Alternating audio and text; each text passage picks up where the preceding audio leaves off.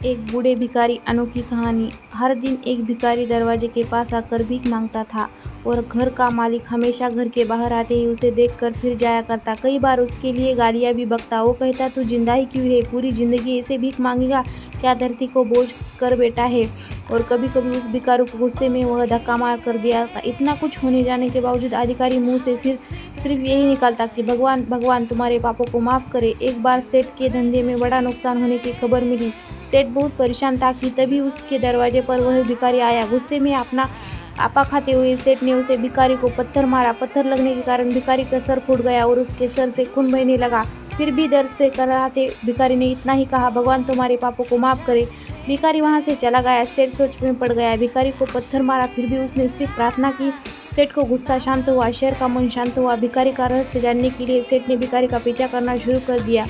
भिखारी जहाँ जहाँ जाता सेठ उसके पीछे जाता। सेठ ने देखा कि कोई उसको खाना देता, कोई उसको मारता, कोई अपमानित करता तो कोई गाली देता। लोग भिखारी के साथ चाहे जैसा व्यवहार करते, लेकिन भिखारी सबके लिए एक ही प्रार्थना करता, भगवान तुम्हारे पापों को माफ करे।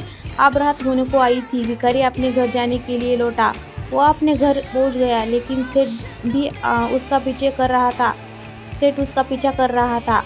भिखारी एक पुरानी टूटी हुई खटिया पर एक बूढ़ी औरत लेटी हुई थी, काफ़ी कमज़ोर और बीमार लग रही थी।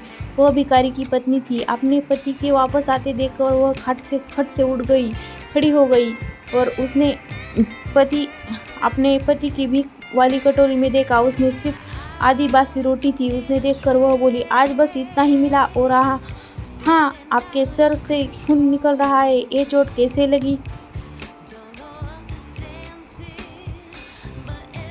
बूढ़ा भिखारी बोला, आज बस इतना ही मिला, किसी ने कुछ दिया ही नहीं, सब ने गालियाँ दी और एक ने तो पत्थर भी फेंका, इसलिए मेरा सर फट गया। एक गहरी ठंडी सांस लेकर बूढ़ा भिखारी फिर से बोला, यह मेरी पापों का फल है। तुम्हें याद है कुछ साल पहले हम कितने अमीर थे? क्या कुछ नहीं था हमारे पास हर चीज़ थी। हमारे पास हर चीज़ ज़रूरत से ज़्यादा थी, लेकिन हमने कभी दान नहीं किया।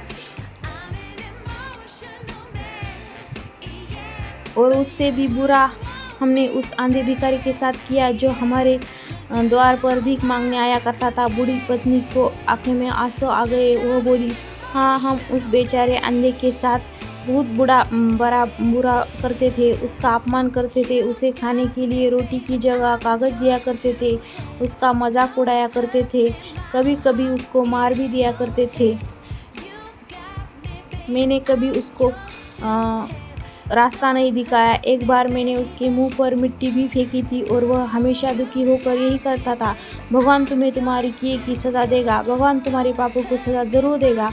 उसका श्राप सच हुआ और हम इस दुख भरी जिंदगी में आ गए।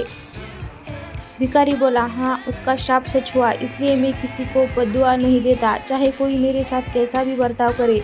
मैं हमेशा उसके लिए प्रार्थना करता हूँ। मैं नहीं चाहता कि कोई भी हमारे जैसे ज़िंदगी का अनुभव करे, किसी को भी हमारे जैसे दुखों का सामना करना पड़े। वो नहीं जानते कि वो कितना बड़ा पाप कर रहे हैं, इसलिए अनजाने में हुए पाप को ऐसी सज़ा किसी को ना मिलना चाहता, किसी को भी ना मिले। सेठ वहीं पर चुपकर यह सारी बातें सुन रहा था। अब उसे सब कुछ समझ में आ गया था। भिखारी और उसकी पत्नी ने वह आधी रोटी मिलकर बांटकर खाई, भगवान को धन्यवाद कर लिया। अगले दिन बड़ा भिखारी फिर से भीख मांगने गया। सेठ के घर के पास जाते हुए सेठ ने पहले से गर्म रोटी उसके लिए निकल कर रखी थी। उसे देते हुए सेठ ने विनम्रता से बोला, माफ़ कर दीजिए बाबा, उसे बहुत बड़ी गलती हो गई। बूढ़ा भिखारी बोला, भगवान तेरा भला करे। इतना कहकर वो आगे निकल गया।